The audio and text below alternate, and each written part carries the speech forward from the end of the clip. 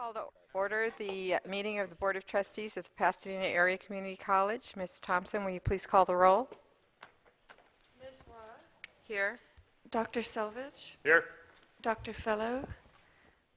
Ms. Brown. Here. Mr. Hilsman. Here. Mr. Martin. Here. Mr. Osterling. Go Cubs, go. Ms. Garipian. Do I have to do this? Thank you. Are there any public comments on the closed session items? Hearing no comments, we will now recess to closed session. Okay, but I think I got my thing on.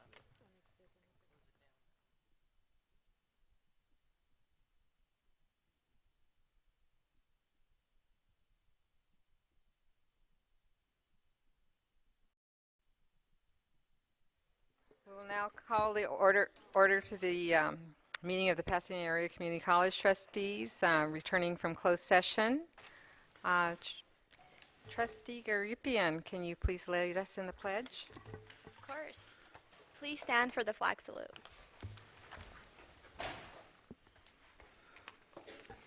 Put your right hand on your heart. Ready, begin. I pledge allegiance to the United States of America and to the republic for which it stands, one nation, under God, indivisible, with liberty and justice for all. Thank you. There was no reportable action from the closed session items. We will now convene for the open session. Let's see. Hang on. So, do the trustees wish to reorder any of the agenda items?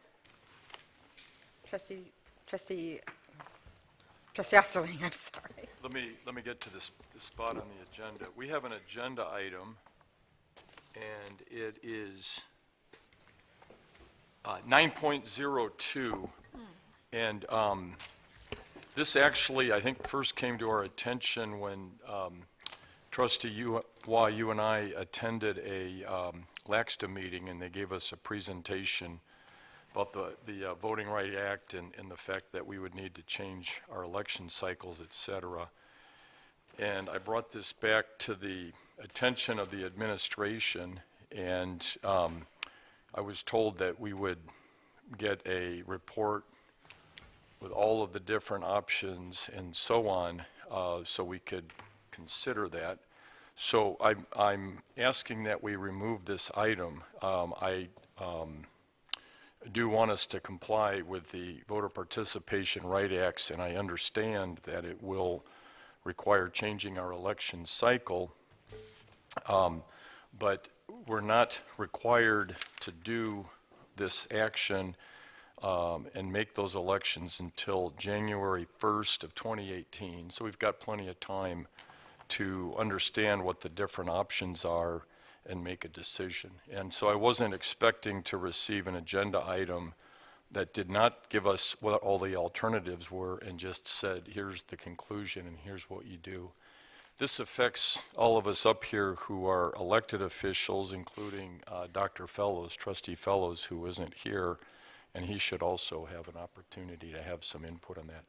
So I think we should, I don't mind receiving the information and having it be an information item, but I think we should be given time to understand what the alternatives are and then make the right decision for the college and for all the different trustees. And there's a lot of different alternatives that need to be considered, both in terms of the transition date and then also in terms of what the new election date that we would pick to conform.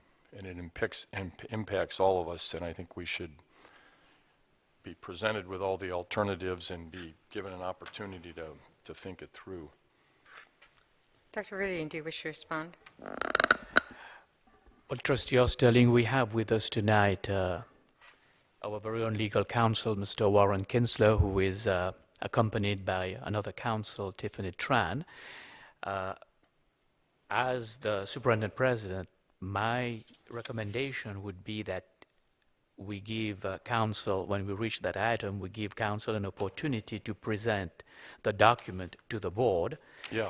because my understanding from council is that this has to be done in open session and that there should be no discussion of it in private session. Everything should take place in open session. So my recommendation with that, when we reach that item in the next 15, 20 minutes or so, that council will make a presentation and that the board at that point will have an opportunity to ask council all the questions that they would like to ask, and then make a determination at that point whether they would like to proceed with taking action on the item or withdrawing the item at that point. Well, and just to be clear, we've just now received this presentation and council is here, so I think we should proceed with this as an information item so we can learn what the alternatives are. But again, this impacts all of the electeds up here, including Dr. Fellow. I think he should be given a chance to weigh in, and we should have an opportunity to understand what the alternatives are and to be given time for us to think about that and figure that out. There's huge costs involved to the electeds of making this change. And again, when I reported back from LAXTA on this item, I was told that we would be given all of the options and so forth. There's no need to rush to a vote. We have until January 1st of 2018 before we have to make our final determination. So what I'm moving is that we can keep this on as an information item, receive the information from council, and then schedule it for a later vote. That's my motion. Trustee Hilsman. So, Jim, I take your point, and I've learned a lot about this in the last since our last board meeting. My only question would be whether or not we really do have till January 2018 to make a decision here, because my understanding is that there's a certain amount of competition, for want of a better word, for these slots, and that the county will make a decision about which elections can be moved and when, based on when they receive. Now, our council can probably answer that, but from the information I had, we have to step up and make a decision about this if we're going to have any voice in actually the dates of the election. But I think that, to your point, I think it would be good to be able to answer some of the questions that I know at the top of our minds here to council, because I know it will probably, some of our colleagues don't understand, but it will impact the costs for the elections. I'd be in terms of the individual trustees, and also I'd be interested to know what the cost savings are for the college, because I think that's important. So may I make a recommendation then that we leave this item on the agenda?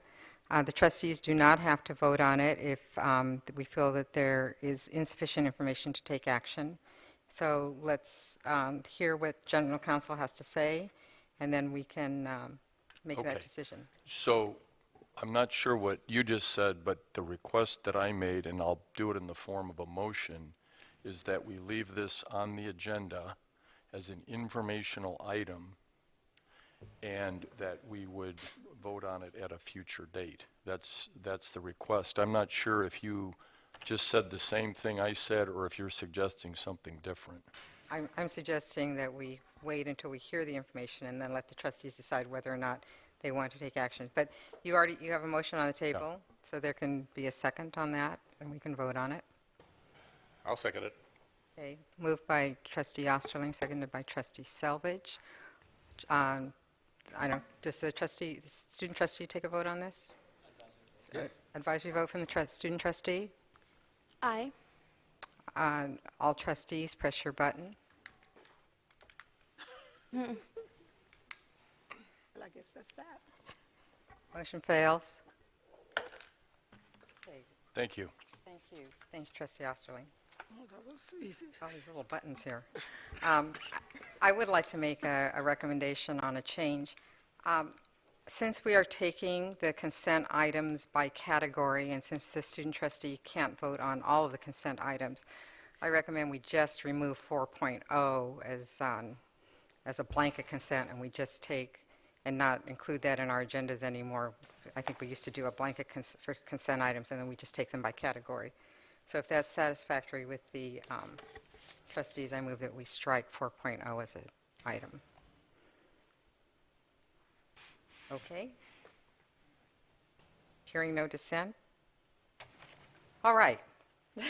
Trustee Osserling, you're okay with that? For item 4.0. 4.01, right. We normally have. 4.01, Right, we okay. normally have taken that as an umbrella consent. Okay. Instead, we will just handle all the categories of consent individually.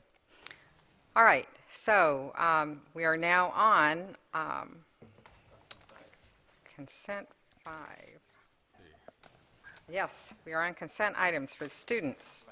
Are there any items under consent items 5.0 that the trustees wish to pull out separately? Hearing none, may I have a motion to approve consent items under 5.01? So moved. Moved by trustee Hilsman. May I have a A second? second. Seconded by trustee Brown. Do we have a voting slate on this? Oh, we have a, Public comment on, oh, I apologize. Okay, let's finish this. All right, so I don't think we have the electronic voting up yet, so why don't we just go ahead and press the button? Did the student vote on this? May I have an advisory vote? Aye. Yes? Aye, okay. Go ahead and press your button. 5.0 approved. I apologize, we have a public comment on non-agenda items? we have 2. Trustee Selvage? Martin Enriquez. I apologize, Mr. Enriquez. Not at all. Good evening, honorable trustees and assembled persons. I respect this Board of Trustees and have warm feelings towards each of its members. I thank you for your service and dedication to the college. I will continue the reading of the letter of August 3, 2014. I have already read the preamble of the United States of America and introduced the 14th Amendment, and I continue from there. Indians not taxed, not included, not resolved until the 1940s. To be mixed was to risk being excluded, as was often the case well into the 20th century. I am of Michoacan, Tarascan, Peropecha, non-Bureau of Indian Affairs, BIA descent, plus part Western European admixture. Quote, among the fertile volcanoes of Michoacan, Lumpsholtz came across the Purépecha people, who were called Tarascan by the Spanish. Enemies of the Aztecs, the Tarascans flourished from 1100 AD to 1530 AD. The Tarascan Empire was recognized by Imperial Spain as a sovereign people whose territorial integrity is remarkably the equivalent of that of the central Mexican state of Michoacan, nearly 500 years post, quote, post-conquest, unquote. Amazing. Just shy of a millennium, these little fishermen and their descendants have been around in the same place of God's green earth. Well, spread from there to other places like the Pasadena area. Some even thought of Michoacan as paradise or the Garden of Eden. See Barisquit, Bernal, 2000, Michoacan and Eden, Vasco de Quiroga, and the evangelization of Western Mexico. The magnificent exhibit by Poe and Lyons at the Getty in 2012 included a whole gallery filled of 16th century maps of the Tarascan and the Aztec or Mexica lands not presented in their book, The Aztec Pantheon and the Art of Empire. 3. The Treaty of Hidalgo, Guadalupe, 1848. The Treaty of Hidalgo, Guadalupe, 1848, besides recognizing the U.S. sovereignty to the area south of the Adams-Onis Treaty Line and north of the Rio Grande, bestowed American citizenship to, quote, Mexican, unquote, populace in the American Southwest. Thus, Americans of Mexican descent were under the protection of international law ratified by the United States Senate and incorporated into U.S. law by 1849, predating the 14th Amendment and the 15th Amendment. Quote, unquote, Mexicans were thus de jure, quote, white persons, unquote, not subject to the slave codes of the antebellum American South. However, reality was de facto segregation in the old towns throughout the American Southwest. In California, for our purposes, is as follows by the Constitution of the State of California, 1849 English version. By 1879, the influence of the Know Nothing Party was able to rid the bilingual Constitution of California. Number 4, the Constitution of the State of California, 1849. We, the people of California, grateful to Almighty God for our freedom, in order to secure its blessing to establish this Constitution. Will you please conclude your comments, Mr. Enriquez? Pardon?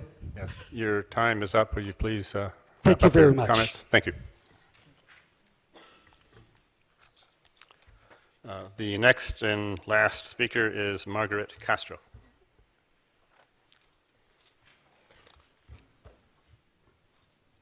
Good evening, board members and audience. Tonight I'm here to talk about one more time about academic renewal. This last week, as I was talking to some of the students here, some of my fellow classmates, we were talking about how they had applied for, they went to go see a counselor about academic renewal.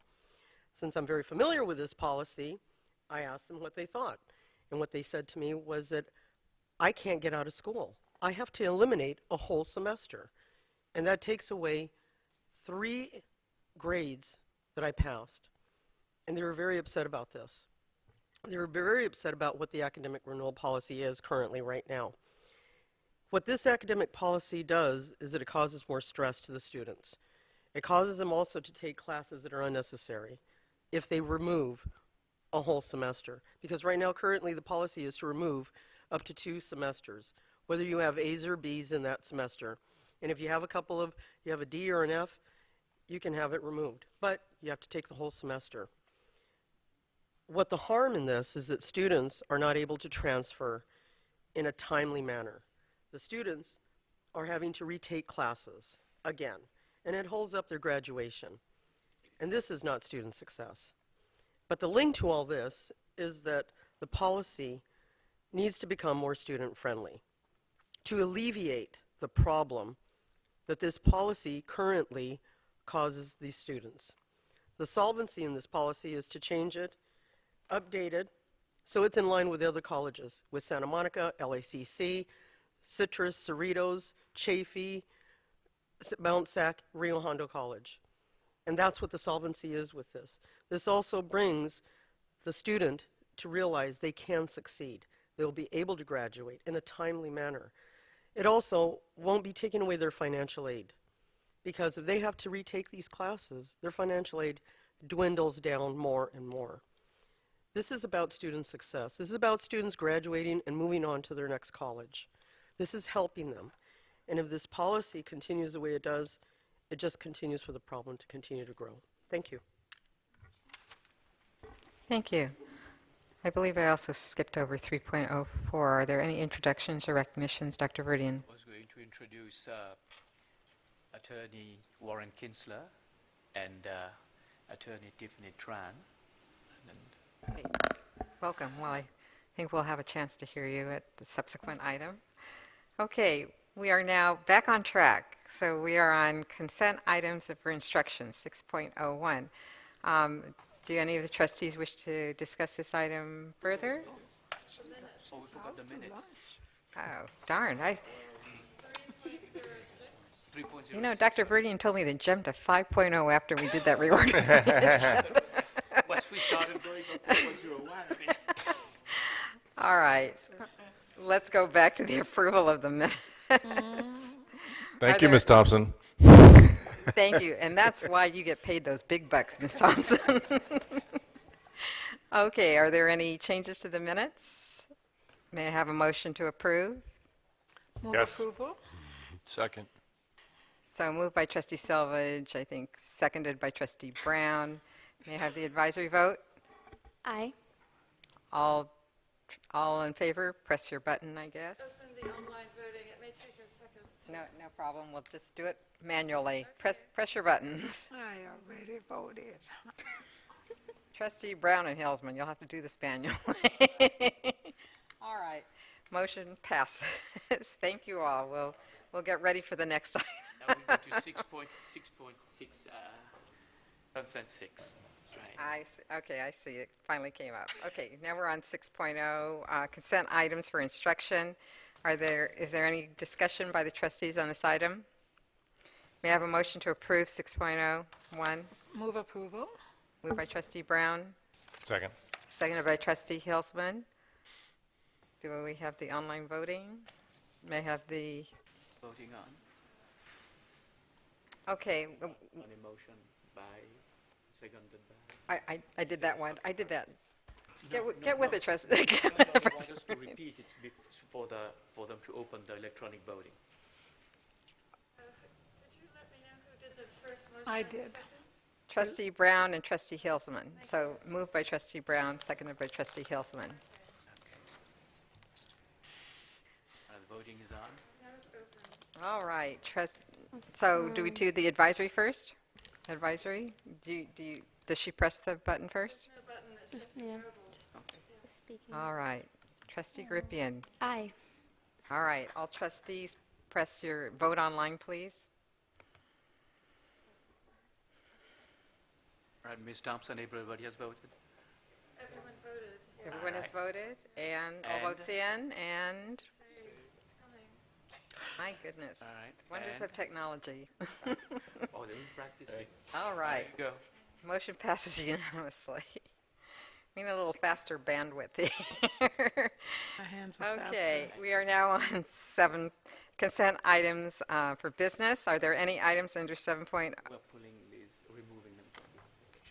So we have 3 items which we are pulling. 7.05, change order for the JR Universal Construction, 7.06, surplus books, and 7.11, change order for the JLCC Construction. They're being removed and will be brought back at a later session. So President Verdian has informed me that these will be brought back at a later session. So for the remainder of the items, are there any items which the trustees wish to pull for further discussion?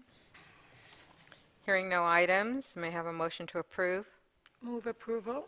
Moved by trustee Brown, Second. seconded by trustee Osterling. Advisory vote? Aye.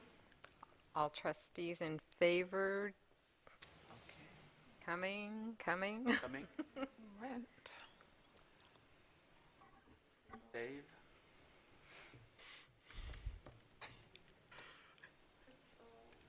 Where does this all be items, except for the ones that were pulled? Well, maybe we should do this one on just manually and then we'll wait for the next one. Okay, press your buttons. We'll just go to the old-fashioned way here. we're trying. Okay. I think all trustees have voted in favor, so. Okay. All right, we are now on 8.0, consent items for personnel. So the student trustee does not vote on this. Do we have any, is there any further discussion on this item by the trustees? Hearing none, may I have a motion to approve? So moved. Second. Moved by trustee Hilsman, seconded by trustee Brown. All trustees vote. Okay, we're voting manually. All right, motion passes unanimously. Okay. All right, we're now on 9.0. Okay, so under 9.01, public appeal by Lisa Burrell for the Pasadena Area Community College District Board of Trustees regarding administrative determination on her discrimination, harassment, and retaliation complaint. So, is Ms. Burrell present? So since Ms. Burrell is not present and does not want to address the board at this time, the board will proceed on this matter in accordance with Section 59338 of the California Code of Regulations. So we will move to the next agenda item on 9.02. We have the resolution for consolidation of future board trustees elections with statewide general election pursuant to the Elections Code Section 13.02B and 2, resolution adopting a plan to consolidate future Board of Trustees elections with the statewide general election pursuant to Elections Code 14052B. President Verdian. I'm going to ask Council Warren Kinsler to share with us the PowerPoint and to go over the whole process with us. Mr. Kinsler? President, members of the board, thank you very much. Just by way of brief introduction. I don't think your mic is on. How about that? Good. Yep, got it. Again, my name is Warren Kinsler. I'm a partner with the law firm of Atkinson, Andelson, Loya, Rudin, Romo. Why would I be standing in front of you? Since 1979, when I was a law clerk at the LA Community College District, I've been doing nothing but education law. First with San Diego Unified School District's Office of General Counsel as the deputy there, and then moved back up to LA as the assistant general counsel, and then general counsel in the late 80s. In 1990, I joined Atkinson Andelson, and I've been here ever since. Never thought I'd hold the same job that long. You have up in front of you a PowerPoint, and just as a question of procedure, is there a clicker I have to change slides?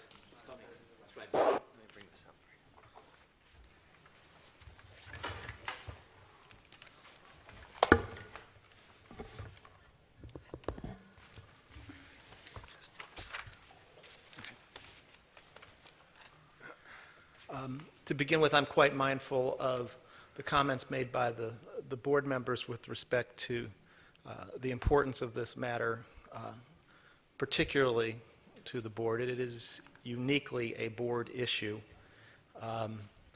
and so it makes perfect sense to me that the board may decide later that the resolutions that are on your agenda, you're not ready to make a decision on.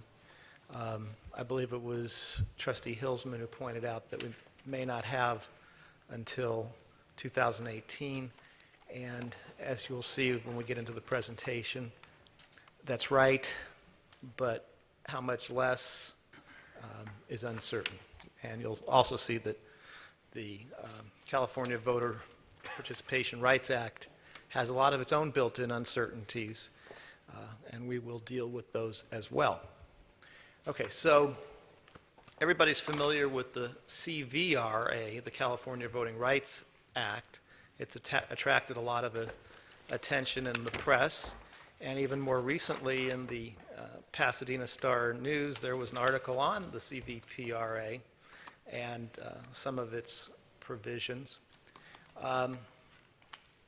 It was introduced because I think, as we all know, that we see significant swings in voter participation at different elections at different points in time. And as you'll see in a few moments, your elections are no different.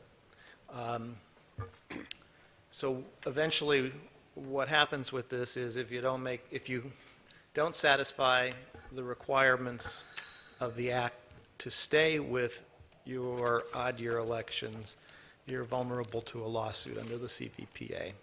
But that's easily avoided here. The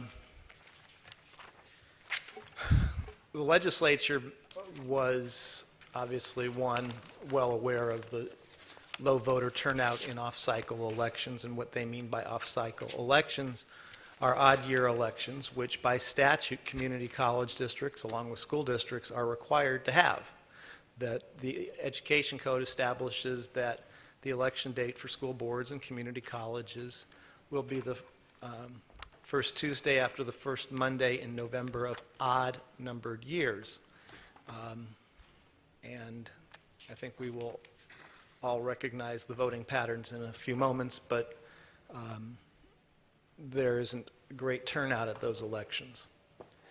There are differences in the racial and ethnic makeup of the voting public at the statewide elections. And statewide elections are the election held in June of even-numbered years and in November of even-numbered years. So what the presidential election that we're coming up to is considered the statewide general election. The election in June is the direct primary election, the statewide direct primary election. And it is possible that holding elections on those dates can save money, perhaps to the district, in terms of sharing the expense of the election with more entities. One of the things that your staff will be able to do is to get an estimate of what those numbers are, and we can work with them to get those numbers if they don't have them already. The legislature looked at this example in terms of the cost savings, pointing to the city of San Diego's election where it cost 42 cents a voter, and in LA County it cost $39.95 per voter in 2011 as opposed to 2012. So, one, it's clear that we're covered by the act. They say community college districts, which is a nice improvement because sometimes they leave us under the rubric of school district, but this act gets it right and tells us that we're part of it. The CVPA became effective January 1st, 2016. One of the things you'll see on a next slide is that it has an operative date of January 1st, 2018. And what exactly the legislature intended by that is one of those things that we don't quite yet fully appreciate.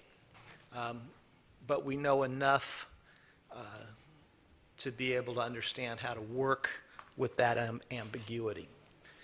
So after January 1, 2018, it's clear that if you hold your election on a date other than the June or November of even-numbered year statewide elections, you can be sued to force a change in your election date if turnout among eligible voters at one of your regular elections was at least 25% lower than the average turnout in the jurisdiction at the prior 4 statewide general elections. Got it?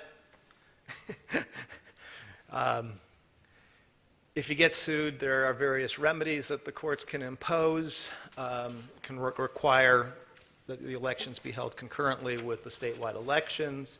They can require changes in voting equipment and systems, but obviously as a community college district, those items are, I don't believe, items that you provide. Those are provided by the county for your elections. And they can order county boards of supervisors to consolidate your elections with the statewide elections.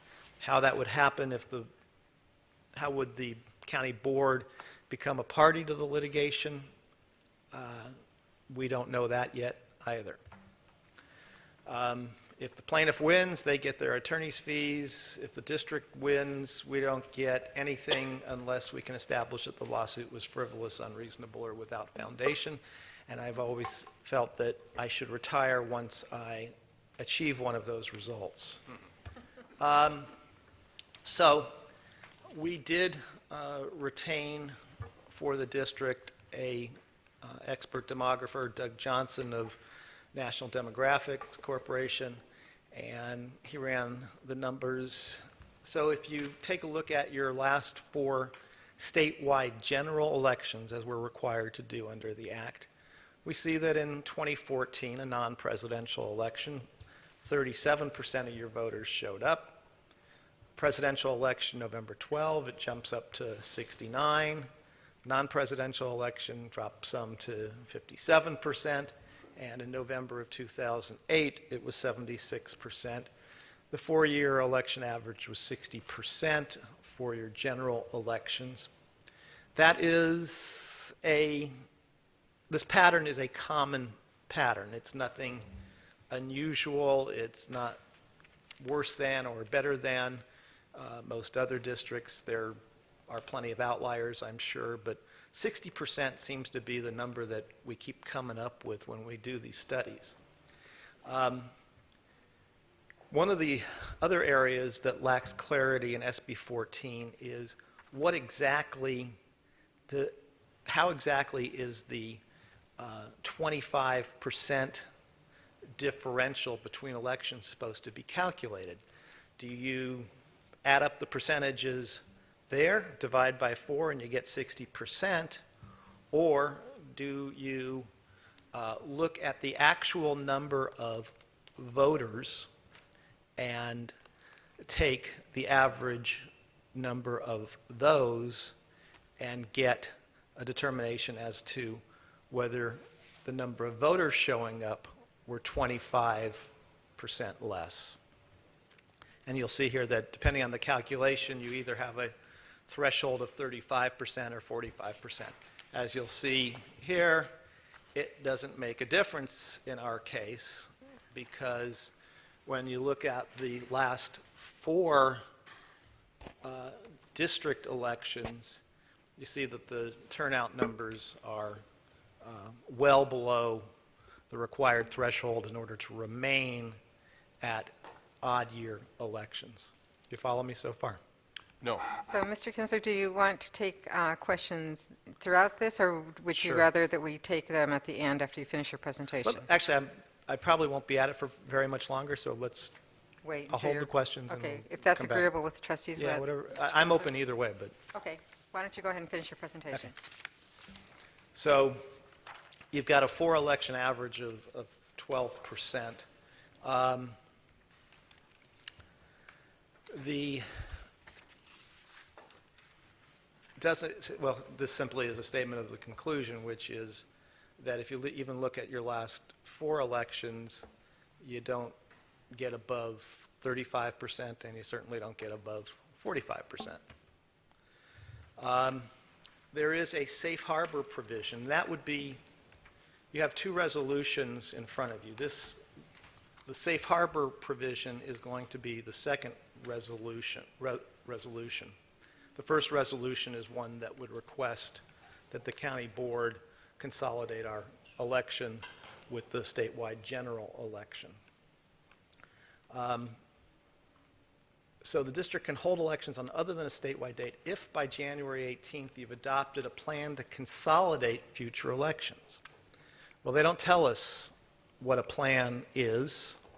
They don't tell us what one of those would look like, other than if the county board won't consolidate our elections, then we just have to keep trying. The good news is that unlike in the past, where the County Board of Supervisors refused quite consistently to allow consolidations, they have since 2015 changed their policy, largely because of the influx of requests as a result of the Voting Rights Act to make that change. And now they look at it on a case-by-case basis, and everybody who has asked to change has been allowed to change, with the exception of Santa Clarita, which as part of its settlement of its CVRA lawsuit, requested that they be able to go to a different kind of voting methodology. And that was denied, not because there wasn't room on the ballot or anything like that, but the methodology was not one that they were prepared to implement. Okay, so if we get in place the second resolution, we're good until November of 2022. If we want, but as I'll explain, my recommendation would not be to wait to that point in time. So June or November, we're going along and learning this kind of on a daily basis. I've been in touch with a fellow named Alex Olvera in the registrar's office, and he is so good about getting back, despite the fact that he's 1 week short of a statewide general election and a very full ballot. I said to him, we know what happens in November of odd-numbered years. We know when terms end. We know when terms begin. There is no other provision in the law for what happens in even-numbered years.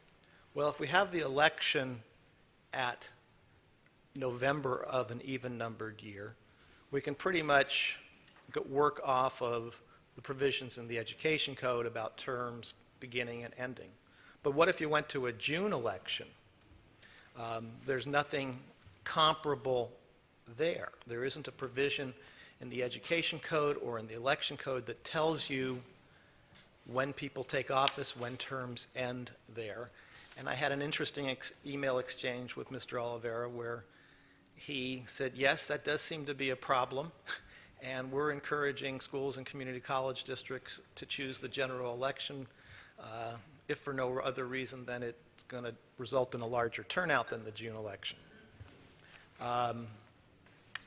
The effect of making a change results in a one-year extension of the terms. So if your board is going to have a November 2017 election and you become consolidated with the statewide general election, the terms will be, of those candidates who would be up in 27, are extended to 2018, new board members being seated, becoming board members on the first Friday in December of 2018. And similarly, those of you who are up in 2019 would extend till December of 2020.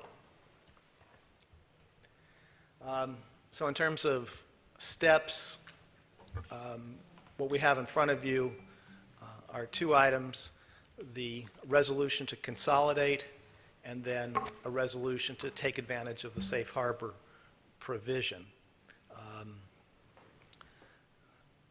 My recommendation, and I know that Madam Chair, that Trustee Osterling was concerned about different options.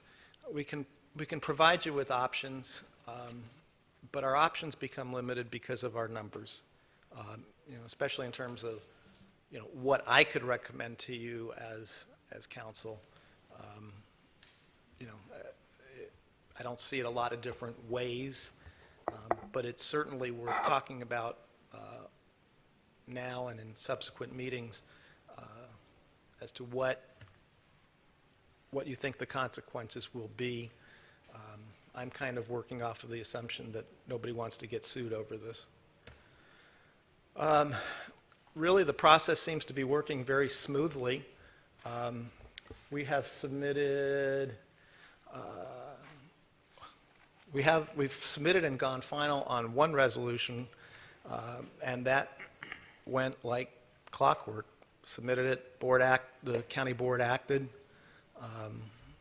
We were informed that it was approved, and I asked, is there anything else we have to do? And they said, nope, we got it from here. So my expectation is that you would experience the same sort of thing as long as we don't wait too long. One thing that Mr. Oliveira has said, and I think this is what Trustee Hilsman may have been referring to, is that in determining to change their policy, they did what I call a stress test, and they looked at different bodies and said, okay, if they had their historical most number of candidates and issues on the ballot, could we accommodate that if we approve their consolidation? And the answer was that yes, we can.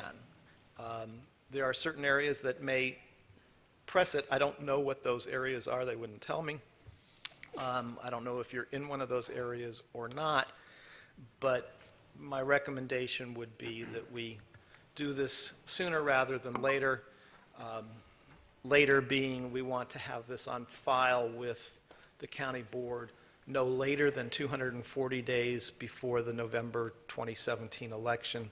So we are talking winter, spring of this year would be when I would recommend that you move ahead. So if they denied it, we'd keep working with you and keep submitting requests for consolidation. I don't know what other plan we can have. We don't run our own elections.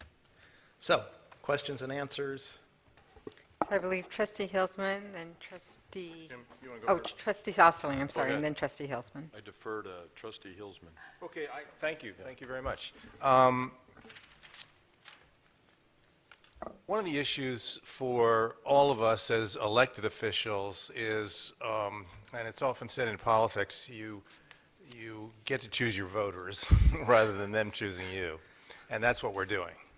I think that I understand the intention of the legislature here, but it puts us in a difficult position, and let me explain to you why.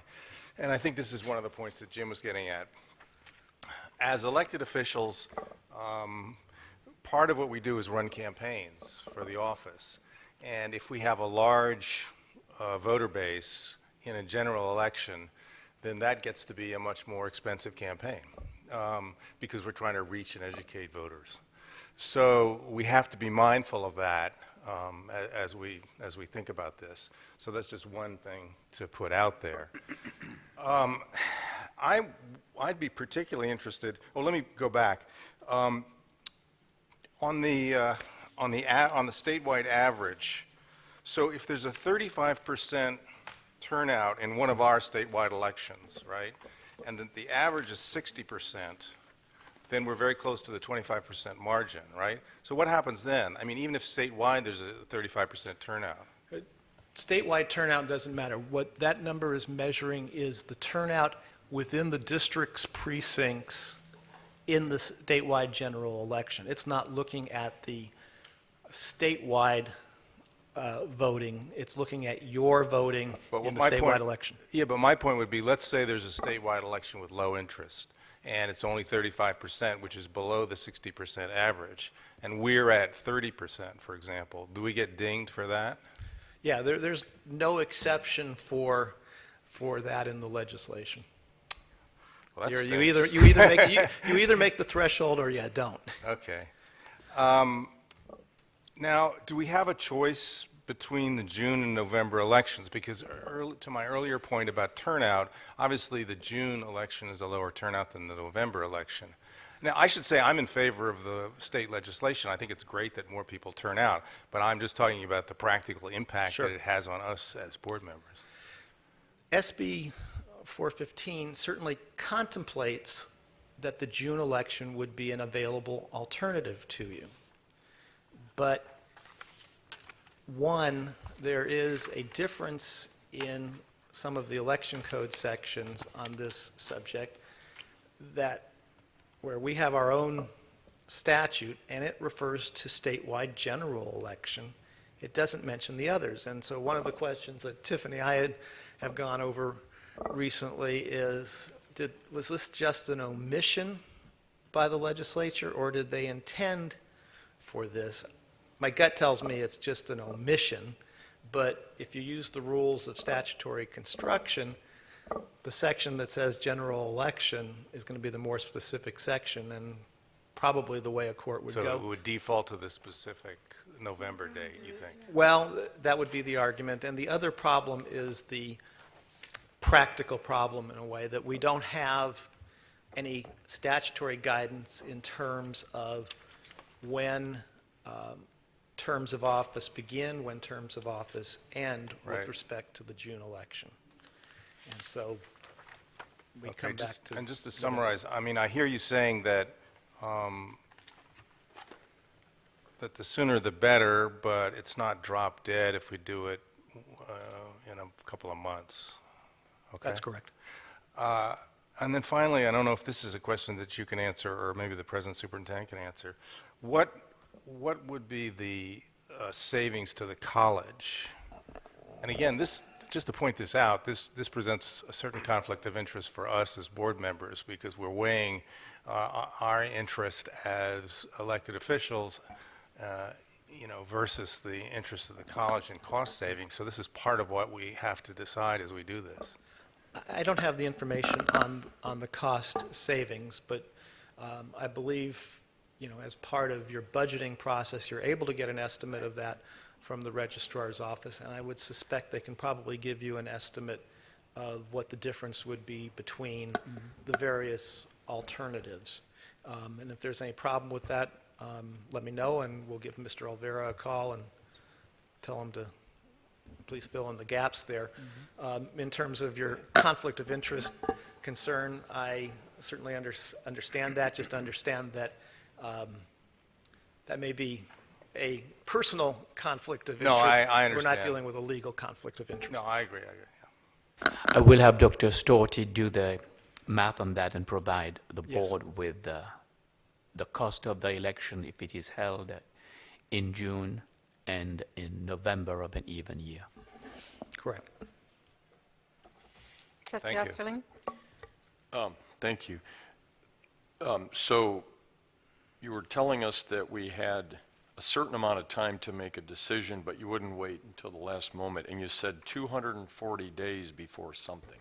Yeah. I got lost there on, Sure. can you convert that into a date that you would recommend by which we would make this decision? Yeah, it would be 8 months before the The January November. 1st, 2018.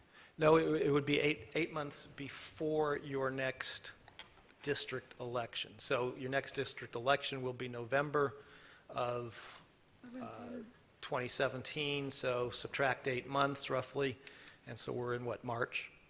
So you'd recommend that we do this no later than March of 2017, we make Get a it started, yes. decision, get Yeah. the process started. We have to And- submit the consolidation resolution 200, at least, not less than 240 days in advance of that election. And if we went past that date, we have plenty of time, there's no need that we would have to, but if we went past that date, what would the potential negative ramifications be? We would then be relying on our safe harbor resolution and would, again, at our earliest opportunity, want to submit a resolution, a consolidation resolution to the county board.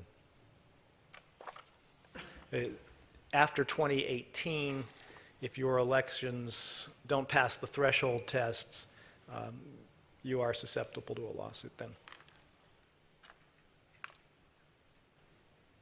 Trustee I Brown? just- Can I- oh, I'm sorry. Trustee Brown? So it appears that, well, first question, I think as you went through your presentation, you mentioned that once we submit our resolution to the Board of Supervisors, should they not approve it, the burden is still on us to resubmit? Is that what I understood? Well, our obligation is to have in place by 2018 a plan for changing the dates of our election no later than the general election in 2022, November 8th, 2022, I believe. So that if we have that in place, if we have that plan in place, we buy ourselves some additional time as an option. Okay. So the fact that we have it and we have a plan but not an approval, because we still need approval, right? We still need to get the county's approval. For example, now they will, only if they run out of space on the ballot, to put it rather simply, will they reject a request. What we know from the registrar's office is lots of entities are coming in making their requests, and there is the potential for what they refer to as ballot congestion. Okay. Seems like a euphemism, but that was the term they used. And so I'm advising that we not run the risk of running into ballot congestion. Thank you. Trustee Hilsman? So just to sum up for our benefit, that you believe that the really only realistic viable options we have are either November 2018, a general election date, or possibly a June date with the caveat that that may turn out to be in violation of the statute. I think the way I'd characterize the issue with the June date is that we don't know what happens next. You know, we could assume that the same periods of time that would apply in November elections would apply there, such that, you know, you would get certificates of election back. I think they have 3 weeks from the date of the election to return those, and that terms of office would begin and end on the first Friday of July. I know some municipalities have in their charters provisions about things starting and ending on July 1st. We don't have that. Okay. And then just the last question. We have a fail-safe here in the safe harbor. However, that sounds to me like a delaying tactic that basically we're going to end up either in a June or November election, no matter what, it's just be when. Is that correct? I think that's a fair statement. Okay. Trustee Selvage? Yeah, thank you very much. I've gone through the PowerPoint. I also pulled the section 14051, where the act is now in the election code, and actually formatted it so it's readable. Yeah. And you know, I went through it very carefully, and then your slide or your PowerPoint. Incidentally, Mr. Johnson was mentioned in a Express Telegram article, also mentioning the question that doesn't apply to us about whether or not the law applies to charter cities. And Right. they, of course, don't want it to. The Attorney General is probably going to say that it does. Getting back to us, I have a number of questions and want to bring out some things, and if you'll indulge me for a couple minutes, this is not my first rodeo when it comes to election timing. I was on the Pasadena Charter Reform Task Force in 1998. One of the other members was Bill Thompson, and a bunch of other, other luminaries. And one of the things we looked at that time was whether or not the task force would recommend that the city change its election cycle. And the election cycle for the city of Pasadena, as it is for the vast majority of the 88 cities in Los Angeles County, is an odd year. And Pasadena was a March primary odd year, a May runoff if required in that same year. We looked at this pretty carefully. We had several former council members, mayors, and all this on this task force, people with a lot of experience and names that people would recognize. We came to the conclusion that for a local, nonpartisan election, such as the city council, or in the case of school board or trustees, water boards, and all those others, that there was a certain advantage to not being on a ballot with a bunch of other stuff, and in particular, on a ballot in an election cycle where you had all the partisan races. So there were two primary concerns, well, 2 to 3 primary concerns. One is the ballot crowding. You get a whole bunch of items on a ballot, and minor offices, if you will, if we can call ourselves that, kind of get lost in the shuffle down at the end of the ballot. There's also the matter of... Can I just raise a point of order, Russ? I do think we're off topic here. I'm not. Okay. No, not at all. I'm explaining what, I'm going to explain how this is relevant to the two questions that we have before us. When we do it, when we do the cycle, in what year the cycle begins, and then... But I don't think we have the option to do it off year, if that's what you're suggesting. No, not at all. I am not. No, Okay. I'm explaining to you why this task force, looking at this, decided that they shouldn't recommend voluntarily at that time. I have no doubt that we have to do this. I understand, and no matter which way you do the calculation, I don't think it's ambiguous, but no matter which way we do the calculation, we got to do it. I know that. We have to decide in what year the cycle of the new elections will be in sync, will be in even years, and in those even years, when we start, And there are two options. I took a look and made a timeline. Are we going to go for June or November? So those are the two questions.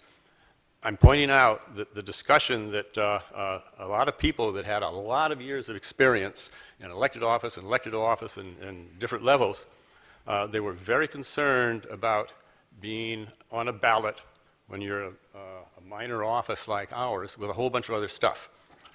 You know, people just don't get to the end of the ballot, they get tired.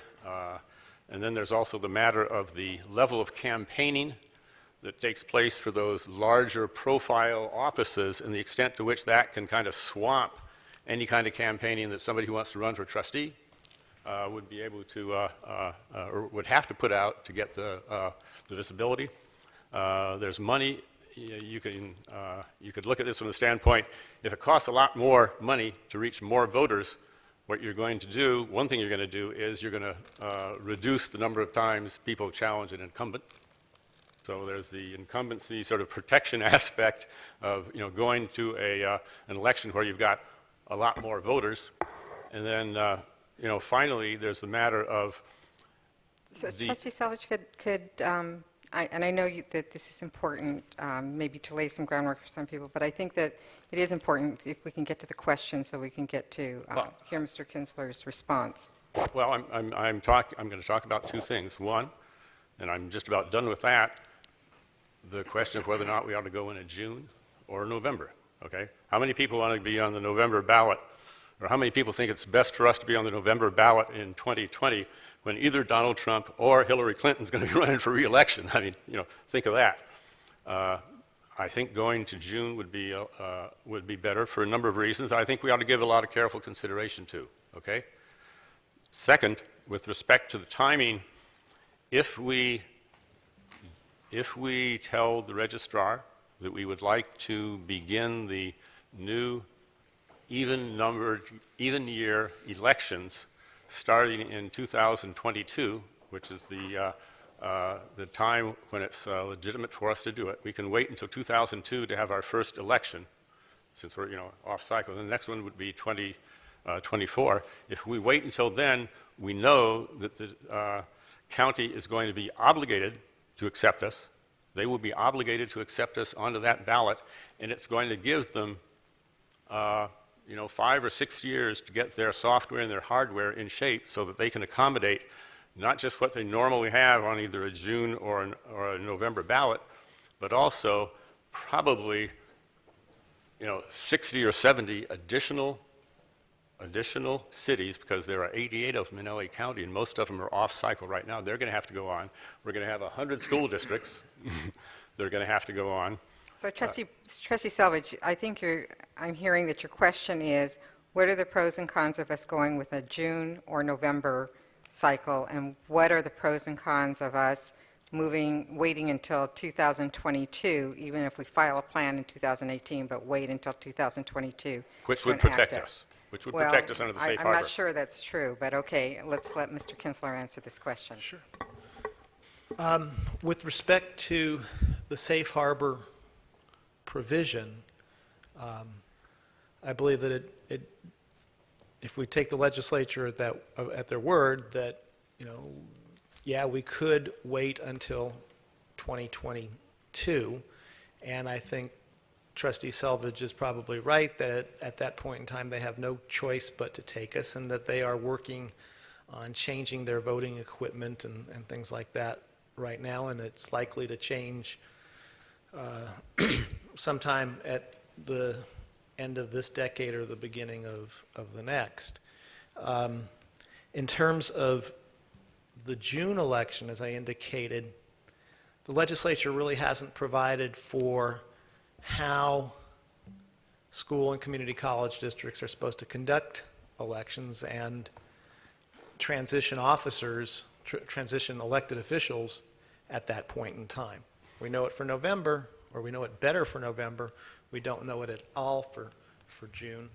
And just in terms of voter fatigue and those other sorts of criteria, I have clients who are in charter cities, and the school board or community college board doesn't want their elections on the same date as the city elections. They feel that, whatever the city's controversy is becomes an issue for their election and perhaps vice versa, but usually it's the city's issues. And so they don't want to be tied to that. At this point in time, I sit here and Mr. Johnson and I wonder about when the amendment to this will be forthcoming. But at this point in time, I'm not aware of any. I understand you. So you do have an option in terms of your timing, but Well, both timings, either June, November versus yes, the next election cycle or one later. you do. But I'm, if you will, trying to discourage you from the June date. We can try it and see what happens, but we don't know yet. I can't tell you as I stand here right now what would happen if we went to a June date. So yeah, you could go that far out if you wanted to. What all of the consequences of that will be are difficult to estimate at this point in time. Trustee Osterling, did you have a question? Yeah, we received, at LACSTA, we received a presentation from Alex Olvera at the Register Recorder's Office, and I think he said that their software update would be completed by 2020. So that's consistent with what you were saying. Gosh, it's just it seems to me like there's a lot of unknowns here, and it seems to me like we have a little bit of time to try to understand these better. I would concur with what others have said earlier, Hoyt and Ross. Hoyt and I just ran in an election. In my seat, there was no other issue on the ballot. I don't know about yours.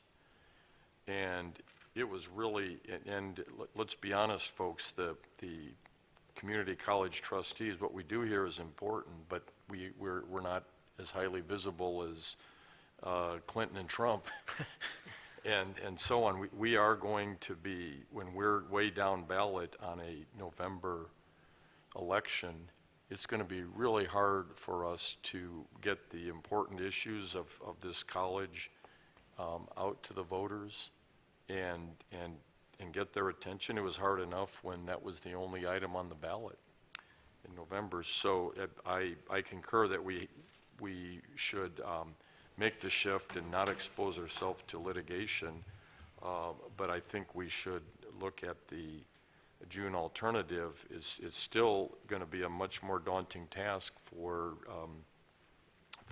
trustees. I'm guessing, but I don't know, that if those that are conforming, the community colleges, the cities, the school districts, I'm guessing many will select the June date for the reasons already mentioned. And I've got to believe, even though it may not exist yet, that the ability to transition term dates from a November date to a June date, it isn't that complicated to figure out, and it would be done. Yeah, So it's a relatively easy legislative fix. Yeah. So it seems like and there's a lot of time for all of this to roll into place. It seems like if other entities select the June date versus the November date, we'll figure out how to change over the terms. It doesn't seem that it might not be quite as clear, but it doesn't seem like that's going to be an insurmountable challenge to figure out.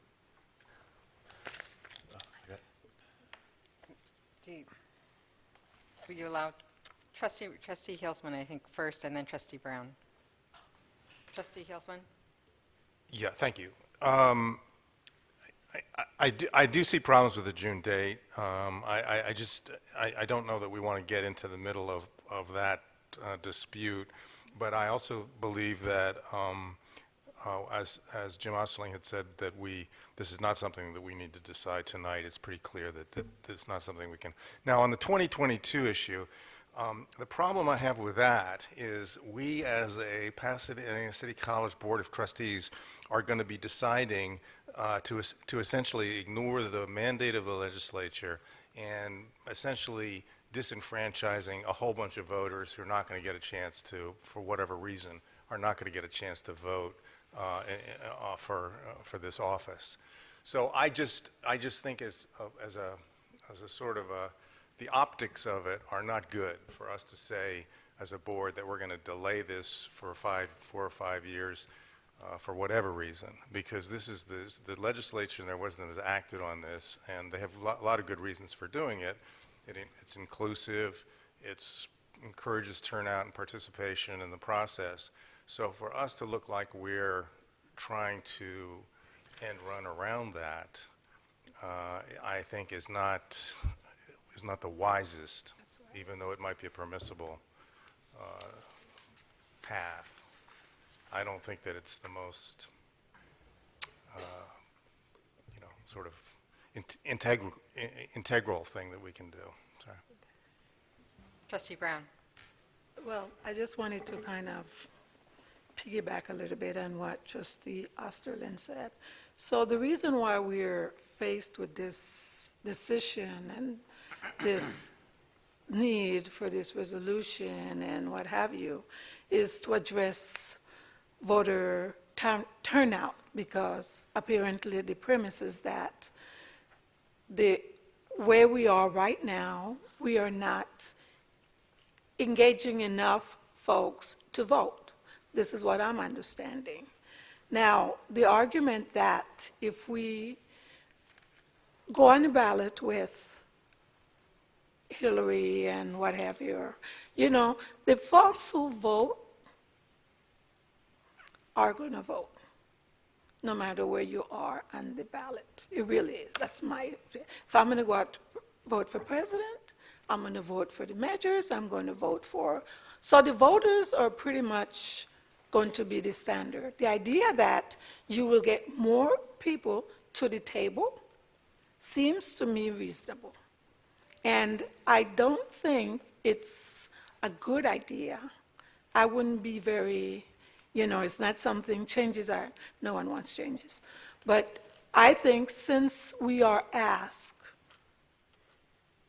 to take action in this, procrastinating and putting it to sleep and what have you, we're still going to have to address it. So I don't have a problem voting tonight for it. Trustee Martin, do you want to add something? Well, I appreciate all the discussion. And I've always thought there's two ways you hide something. Well, first, a point of clarity just on more voters. We have the same number of registered voters in our district every election, just for the public. It's not like there's more voters in a presidential election or less voters in a trustee election.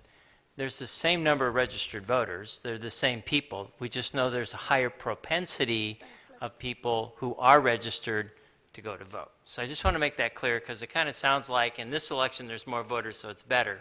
No, they're all the same. Same folk.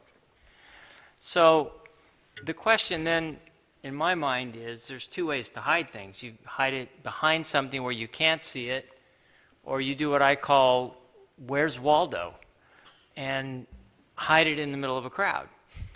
And I think in an effort to get a higher percentage, we've erred on the side of where's Waldo? We're now going to have not just community college elections, but all these other school board and all these elections, and they're going to get hidden in this massive crowd on a ballot, where it's going to be extremely difficult for people who really want to know to be focused on it. As expressed by others here, it's going to be more difficult for local news media to focus on it, because there's bigger elections and more important things to focus on. So I'm afraid in an effort to raise a percentage number, we're erring on the where's Waldo and making it less of a discussion and less of an informed electorate and less that really would benefit the community college and the people that own it, the voters. Now, but I agree, it's going to happen. So I think we should wait. I think we should find out as much as we can from legal counsel, and I know you've done everything you can so far. If, in my opinion, as been expressed by several others here, if the June option is viable and there appears to be less clutter on a June election, then in an effort to bring attention to the issues of the district, I think that would be good governance. I think that would be good civic participation, to put it there. So I'm open to that argument, but obviously, if that's not a legal option, then we have to do what we have to do. If we can get one more election in our odd number of years or two, I could see where, in the effort of what I would think to be better government, more transparent government, an opportunity to present local issues better to local voters, that would be advantageous. But, we're going to get there, so I'm not hard and fast on any one of the options.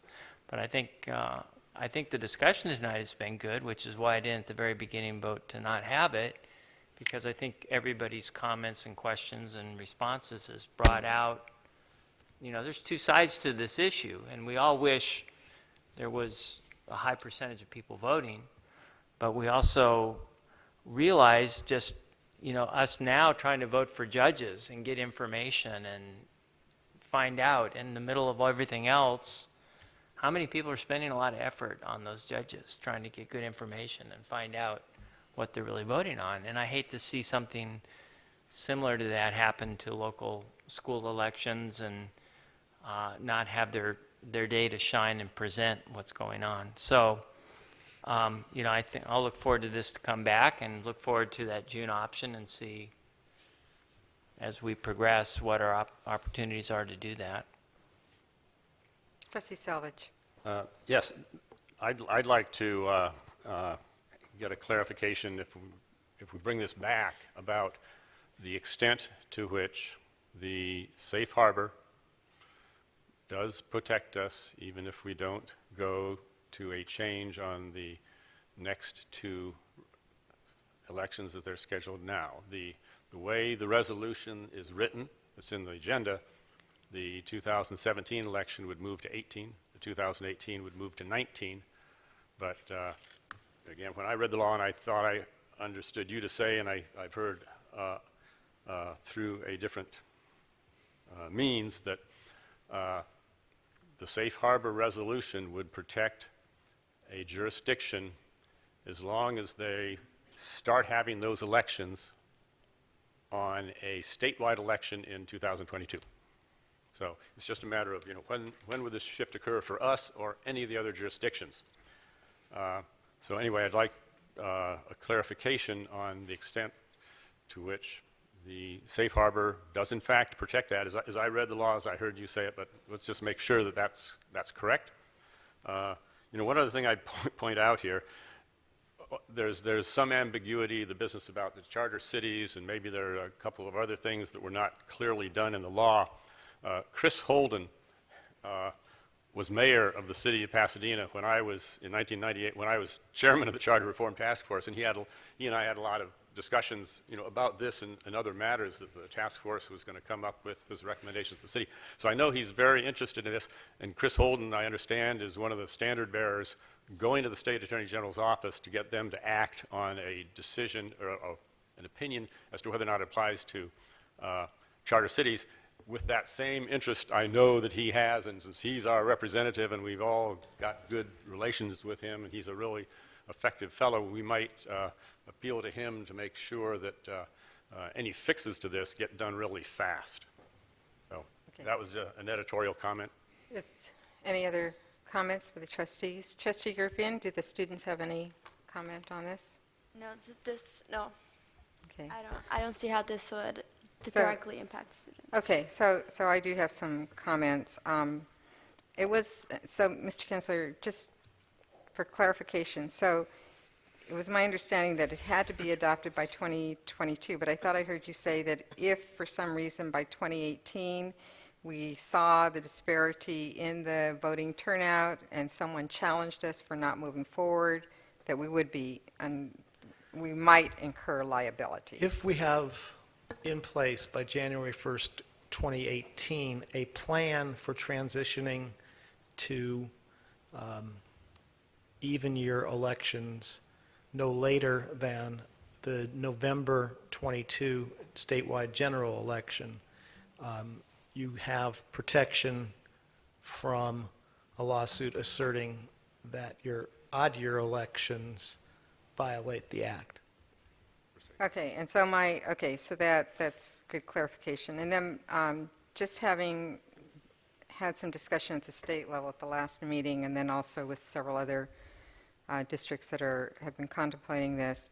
So even if we file in 2018, and let's say we decide not to enact this, I mean, we can't, it has to be completed by 2022, is that correct? Everything has to be completed. Correct. So that means that if we delay it longer, so let's say we don't extend the 2017 so that the trustees, the incumbents who are currently in place, ready to run in 2017, would now be extended an extra year, so they have 5 years, then we would then stagger, would that cause us to stagger some of the trustee elections where some get fewer years or some get more years? No. No one would have if you go ahead with a consolidation, you cannot shorten anybody's term. You can only extend it. And so those trustees who would normally be up for election in 2017, assuming we did a November of 2018 election, would have their terms extended and end on the first Friday in December of 2018. Same would be true for trustees on a 2019 election cycle. They would go to 2020. So we have a plan in place by 2018, then those trustees who are running in 2019 then go, 4 more years, so to 2020. If we do the consolidation and it's effective for the 2018 election, though the trustees that would be up in 2018 would be the ones who would have been up in 2017. Right, so that's extending the year. But what I'm saying is, let's go through the scenario that the 2017 trustees run in 2017. Okay. So now you have the 2019 trustees. Right? So, we have a plan, and we say, okay, now we're going into the new cycle. So they would run in 2019, they would run in 2020. The 2019, they would run in 2020. So they do get an extra year They then. would get an extra year. Okay. And then, Yes. Did you want to finish? Because Dr. go Verdian ahead. has a question. Okay, Dr. Verdian? My understanding from what you've said is we need to have a plan submitted to the county by January 1st, 2018. well, we have to have a plan in place. Where it is in place, I don't think the legislation says. I think So it's we you can have a adopt plan the in place here at the college and nobody needs to know about it. Other than having adopted in public, it doesn't tell us to file it with anybody. It doesn't say where that plan resides. I suppose when somebody decides to sue, we pull out the plan and say, hey, you can't sue us. But I think to Trustee Hilsman's point, we are elected officials, we are under the public eye. I think the optics should be that we are trying to comply with CVPA. And I recognize, I understand the issues of the trustees that, yes, it might take more work because we're trying to outreach to more people. But isn't that the whole point of the CVPA, is that we're trying to get more voters? And so I think this bill was authored by Senator Huerta, and it was also co-authored by Senator Ben Allen from Santa Monica, who was one of the LACSTA directors. And he has made quite a case for why it's important for us to increase voter participation, and not just from where we are, but to get the maximum voter participation. And I hope that that's the goal that we're all looking at. So. The follow-up question to that is, let's say we have a plan by January 1st, 2018, and we keep the plan right here at the college because we don't know where it goes. What happens to the election that takes place in 2017?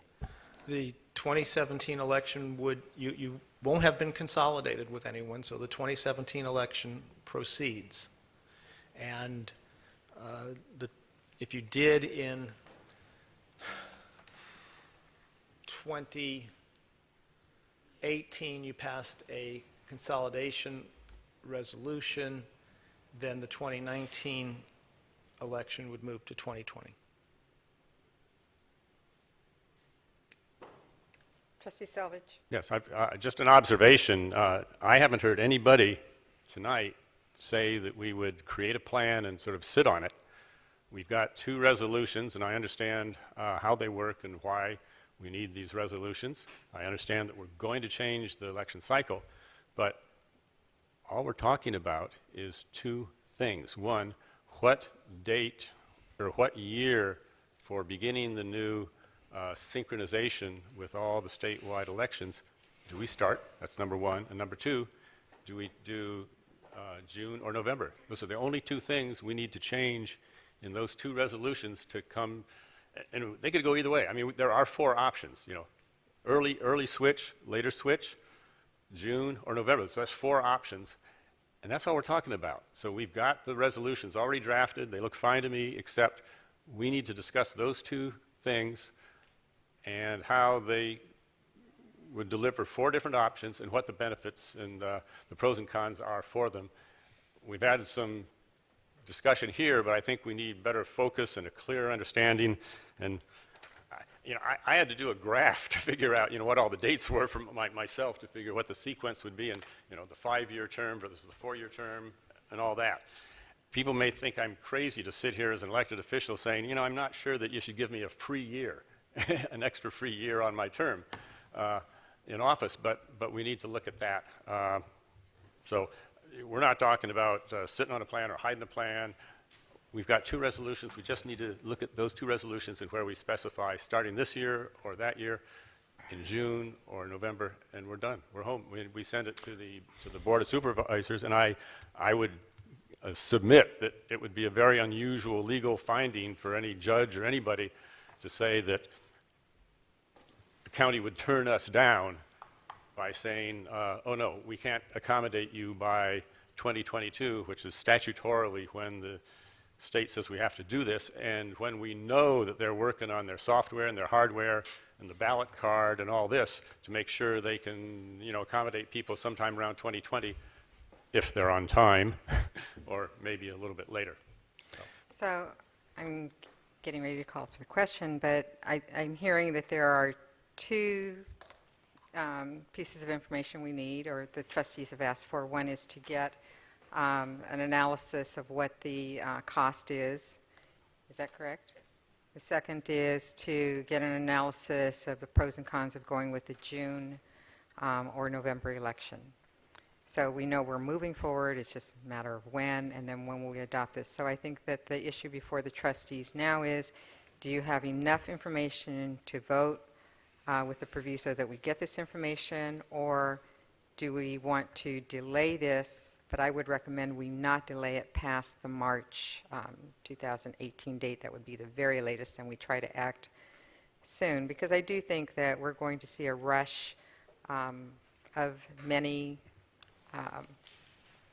entities, municipalities, districts that will be putting in their requests, and I think that the registrar recorder only has so much capacity to accept so many requests, as do the LA County Board of Supervisors. So I certainly would not want to risk the danger of saying, oh, we're going to have to put you on the back burner because your request is behind 300 other. Yes, Dr. Verdian. I heard Mr. Kinsler say that it's 240 days before the election date. Yes. Which means that we will have to vote on this in February, because the meeting in March would be, I believe, 2nd, 3rd, 4th, 5th, 6th, the 7th or the 8th itself, so we will not have time to file it at that point. So if I could make a motion? So I would move that we put this resolution on the agenda no later than January. May I have a Second.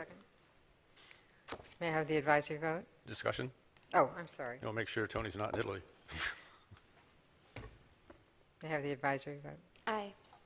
Is there any, oh, I'm sorry, was there any other, I guess I should have asked for discussion. Sorry, Dr. Selvage, was there any other discussion on that? I think we've had, I think we've had. January.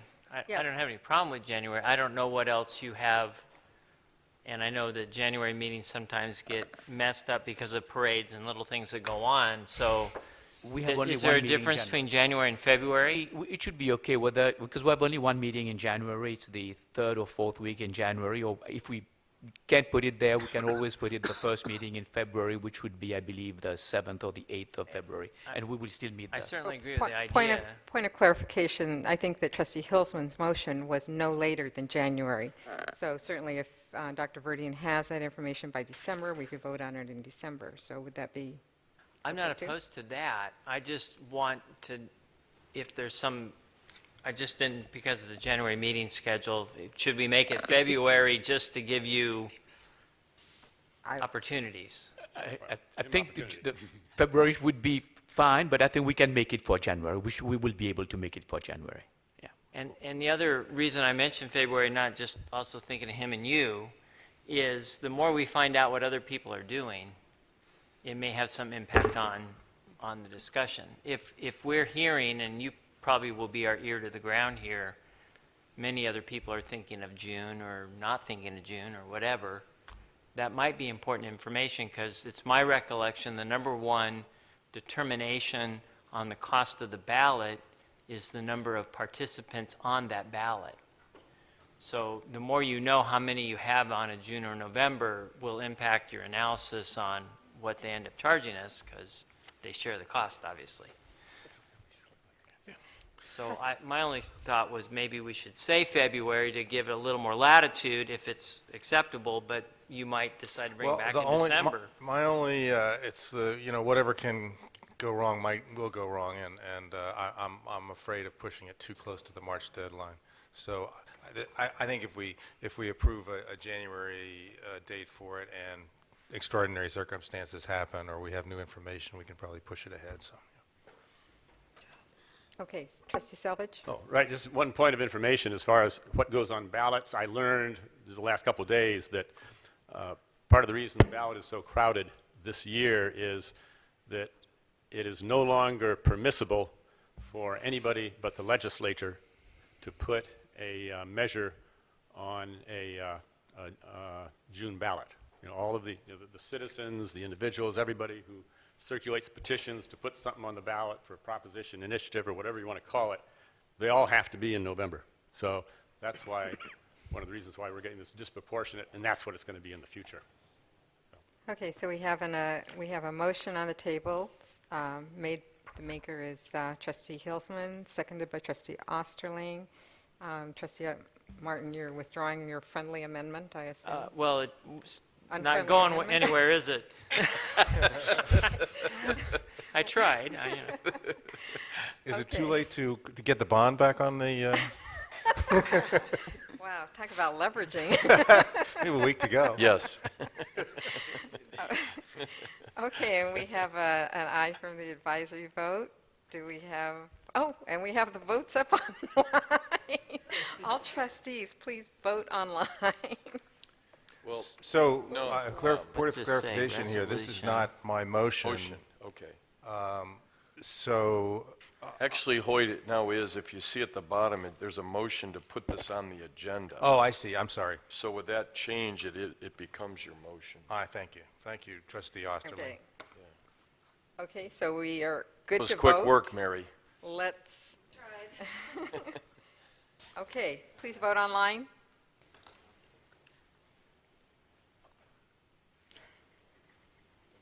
Ms. Thompson? Please post the votes.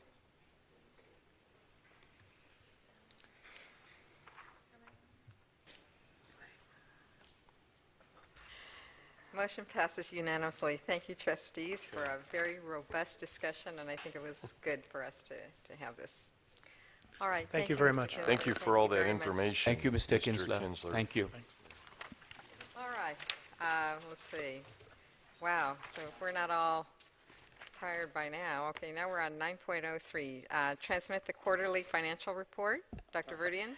It's our routine recommendation to the trustees to approve the transmittal of the 2016-17 first quarterly financial status report to the Chancellor's office. Okay, may I have a motion to approve? Move approval? May I have a Second. Motion made by trustee Brown, seconded by trustee Osterling. Is there any discussion by the trustees? Advisory vote? Aye. All trustees, please vote online.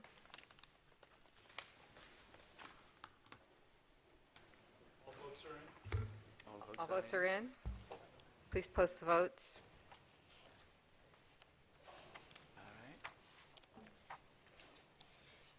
Okay, All right, motion passes unanimously. So we are on 9.04, approval of addition to the credit curriculum. Dr. Verdian? We are asking the board to approve the curriculum dealing mostly with the dental program. I know there were some questions. May I have a motion? So moved? Moved by trustee Hilsman. May I have a second? Any second? I will second it, but I do have a question. Okay, seconded by trustee Brown. Discussion, trustee Brown? So I was actually very impressed with this new addition to the curriculum for the school and for the opportunities that our students will be having. I was pleased to see that a student coming from high school with average grade could actually benefit by entering this very robust certificate program, which also could lead to, I guess, AA degree. I think the job market is very good for dental restoration, and I think based on what I read, it's a great opportunity for students. So I thought I would make it public so that folks out there that listen to our meetings would know that this is available for our students. Trustee Brown. Trustee Selvage? A very good friend of mine is a dentist here in Pasadena for over 40 years. He's been on the board of counselors for the dental programs, either assistant, hygienist, or restoration. He cycles through them because he's got apparently term limits. But he says we've got the best program around. And this is how we keep it that way. And it is a phenomenal bargain for the students that are able to get into the program. It is absolutely phenomenal for them. Can't say enough good things about our dental program. I have a technical issue. Mary, when you put the cast your vote up there, it blocks us from being able to open up the underlying document. Are you able to just remove that?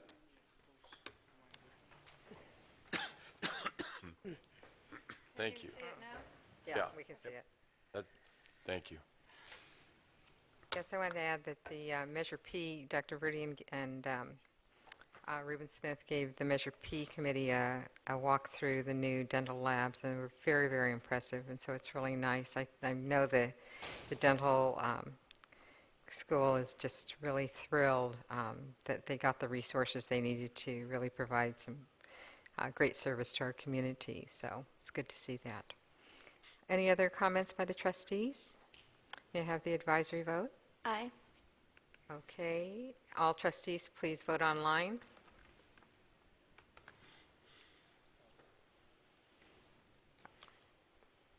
All votes are in. Okay, please post the votes.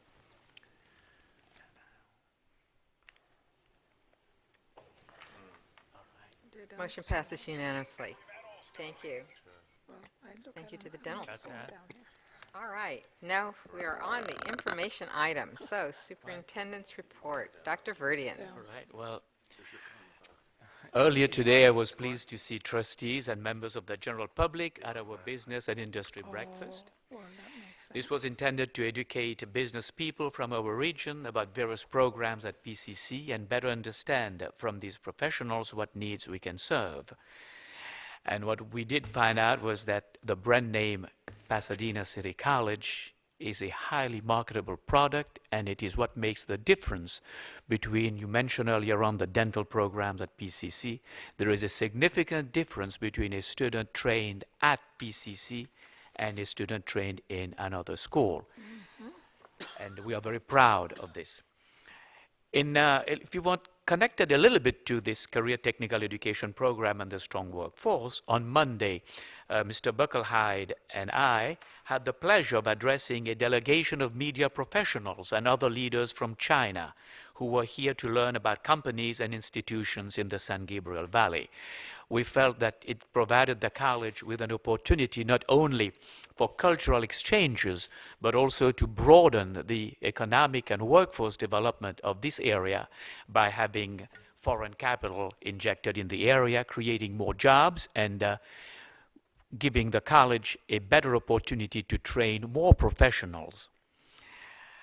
As you know, also PCC received a renewal of its Bridges to Stem Cell Research and Therapy grant from the California Institute for Regenerative Medicine. This is a $3 million grant funded over 5 years, and it allows for our students to intern in 3 locally renowned research institutions: Caltech, USC, and Children's Hospital Los Angeles. This is the 7th year that we have received this grant. I am also pleased to report that yesterday the Board of Directors of Pasadena Media, our regional local access cable channel, approved a PCC request for $250,000 to fund video broadcasting improvements in 4 venues at PCC. And I'm very proud to say that that request was submitted by Executive Director Matt Kiaman. Next Tuesday, we will be hosting a gathering of community college and university presidents for a linked learning summit at Pasadena City College. And I want to recognize the work of Dean Salomon Davila, who has been working hard to put this program together. And all of you, all the trustees have been invited to that, and I know several of you have already responded that you will be attending. And please, if you have time, come and meet the other college presidents and other leaders in the field of economic and workforce development. You'll get an opportunity to see the work that is being done across our region. As this is our last gathering before the Thanksgiving holiday, I want to highlight 2 upcoming opportunities for the PCC community to give back in a different way. First, on the week of November 19th, Dean Barbara Freund will again be hosting the Million Meals Marathon Food Drive. We hope that everyone will bring cans of food to the station set up on campus during this 24-hour drive so that we can help feed the community. This year, we will again be collecting food also for dogs, cats, and other pets, since our animal companions should not be allowed to go hungry during this season. We will also be hosting our own Giving Tuesday event on Tuesday, November 29th. And you may have heard of Giving Tuesday, the national trend designed to make the Tuesday following Thanksgiving a day of charity across the country. And our foundation is playing a big part in this. And finally, on a different note, last time I did talk to you about our faculty obligation number, and we have looked at all our numbers, at the data that we have, at the number of full-time faculty that we have, and we will be moving forward next year with the hiring of 25 new full-time faculty that will allow us to meet our faculty obligation number of 422.8. And this concludes my report. Thank you, Dr. Veridian. So we now are moving to 11.01, announcements by the shared governance representatives and Board of Trustees. So, President Russo. Good afternoon to the board. Associated Students conducted its annual Halloween trick-or-treat event this past Monday. We had about 60 children of the Child Development Center come over to our campus where they trick-or-treat across the campus, which we have every year. It was wonderful. We also had our Dia de los Muertos event yesterday and today, which had increasing numbers of student participation. It was wonderful as well. My board, as we are all millennials, we're very excited to be voting this upcoming election year. We'll be there at the ballot box. I do recognize that this is an announcement, however, just a minor concern I'd like to address. I recognize that there was a past climate at PCC, and so as a result, there's a bit of a lack of engagement from the VPs and the other constituency groups. It's something I just wanted to hear, I mean, maybe from Madam President, but just maybe a clarification onto why that is. I think engagement from the other VPs and constituency groups is valuable and important, and I'd just like to see if that's ever a possibility to bring back. So are you asking the VPs from AS? No, VPs in terms of the campus, as well as constituency groups, just general engagement. I realize that in the past, there was a climate issue, and so we were not allowed, we were able to speak, and now we're not as much able to speak. I see. So you're asking why the VPs are not here as part of the horseshoe? Is that what you're asking? Not so Okay. much that, but just so much as we're not able to speak. Both constituency groups and VPs, we're able to speak, yes, but I mean, there isn't as much engagement perhaps as maybe in the past. I'm trying to understand your question. I think I really understand. I think she's talking on agenda items. Right, exactly. Oh, okay, sorry. Right. In terms of a vote, we don't really have a choice in voting or Right. any other type of discussion. Whenever we have an agenda item where the VPs have to express an opinion, we do turn to them to explain what is happening on the item. Right, Right. okay. Are- But in are the you past, asking there why was you a don't- vote. Are you asking why we don't turn to shared governance to ask them for their opinion when we're discussing? That is an element of it, yes. Okay, so one of the things that we tried to clarify from last year is this is a meeting of the Board of Trustees. Right. And so the discussion is really among the trustees for information presented. If anyone, and that's why we give anyone a chance to present any information which will add to the discussion of the trustees, but it's really a discussion among the trustees. Right, okay, so we stand more to give more information, essentially. Correct. It's not a matter of our opinion or a vote. Correct. Understood. Do any of the trustees want to add to that?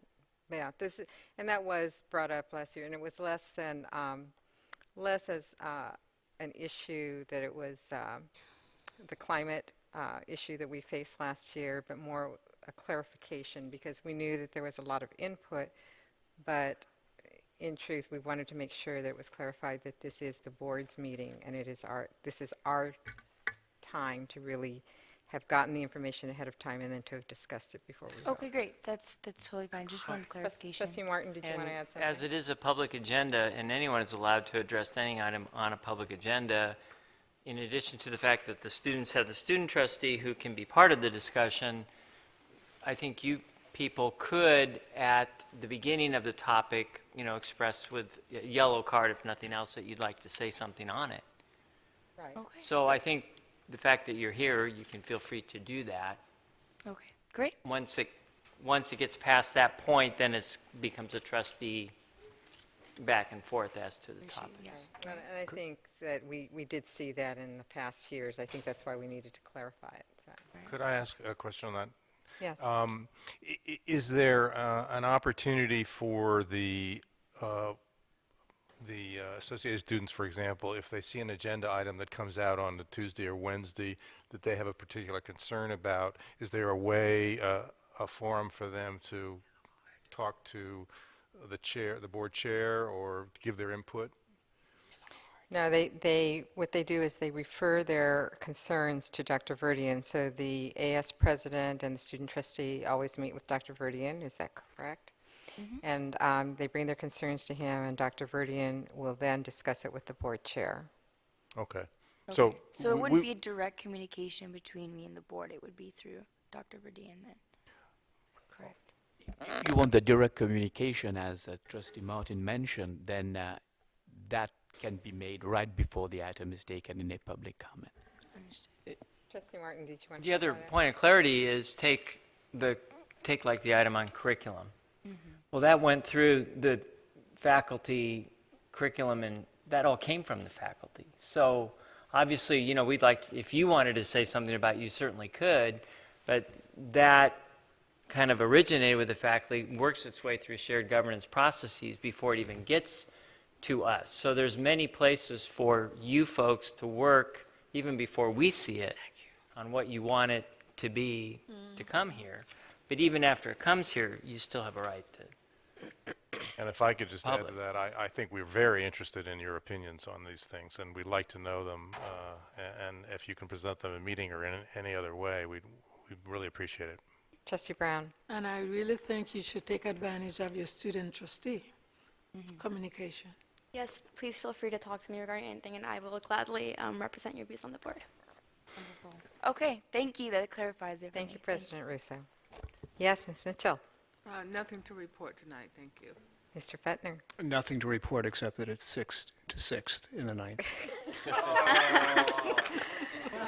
Well, that is something that I know many of our trustees have been waiting for. that Ooh, hiss, information. shame on you, I'm taping. Who's playing? Professor Rose, good to see you here. Thank you. Thanks for having me. We've just been really focusing on getting through our role in getting the board policies and the administrative procedures through, and we'd like to thank Crystal Coros's Office of Institutional Effectiveness to getting those to us in a timely fashion. And also, we finished our last meeting in an hour and 20 minutes last time, so just wanted to share that good news. Thank Well, you. congratulations, Professor Rose. Let's start at this end. Trustee Grippian. All right, so last Wednesday, the Associated Students passed resolutions in support of Prop 51 and Prop 55. For those of you who may not know, I do sit on the executive board. I have an advisory vote on both boards, so I brought up the resolutions as an action item, and it passed through the executive board. It's really exciting. Another thing that we brought up, so the Associated Students are participating in the White House Healthy Campus Challenge. We are teaming up with the Young Invincibles to bring awareness to the open enrollment period for healthcare. That is November 1st, which was yesterday, until December 15th. So we are looking towards getting in contact with the different departments on campus to collaborate and plan events and get individuals involved in spreading awareness of the enrollment period.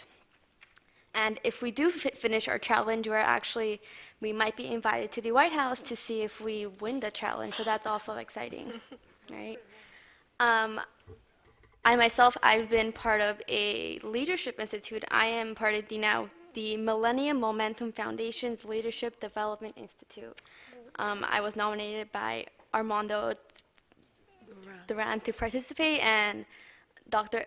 Eliva was also there to support us. It's myself and I think around 10 other PCC students. We are collaborating with different universities in the area and out of the area, CSUN, LMU. I think we're also participating with UCLA. So it's a great way to kind of get students more involved in professionalism training and kind of how to make those connections.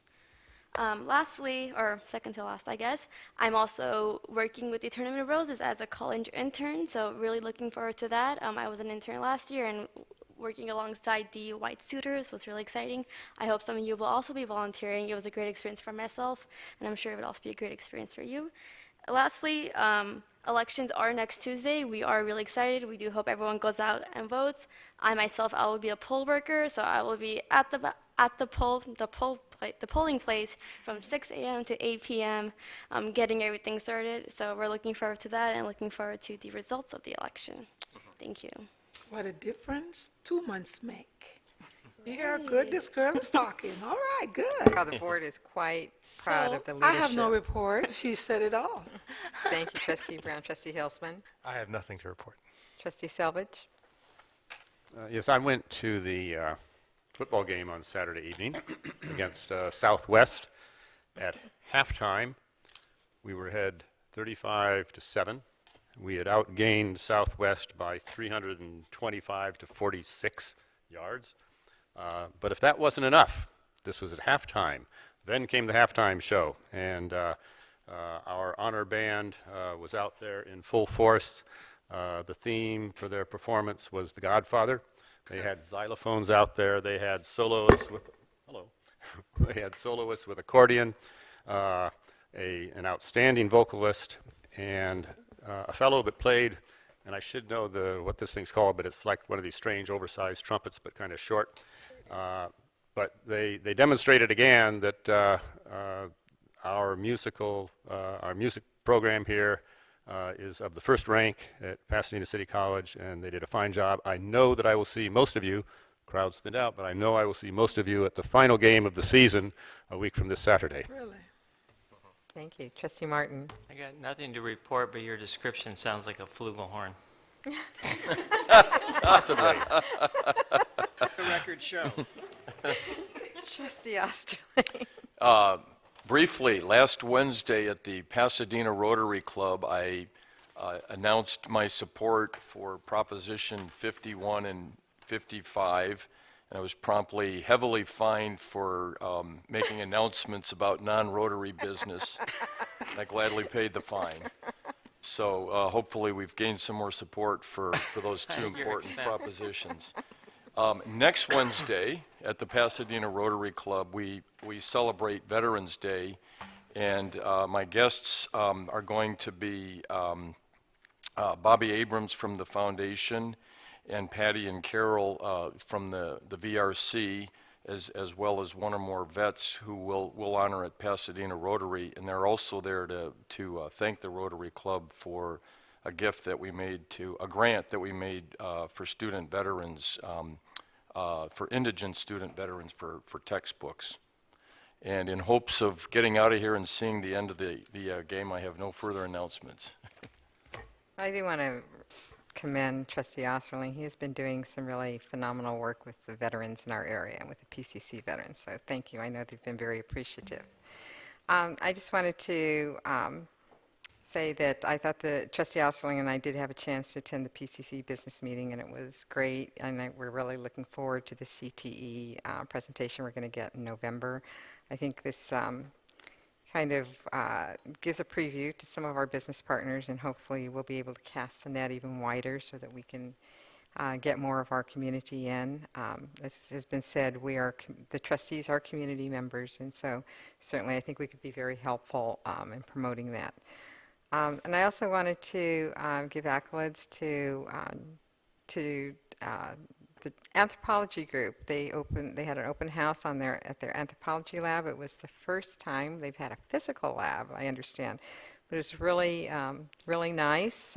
They tied it in with the big dig for the Dia de los Muertos and had all the skulls out there in display. But one of the students, a former PCC, well, I guess he's still a PCC anthro student, but he just recently transferred over to Cal State LA, talked about how rigorous the anthro program was in PCC and how well it prepared him for his transfer to Cal State, and he feels like he can kind of relax now that he's done all that hard work at PCC. So good job to everyone. And then I just want to remind everyone that the CCLC will be having their annual conference in Riverside in 2 weeks. We have two trustees who will be presenting on a financial workshop, Trustee Osterling and Trustee Selvage.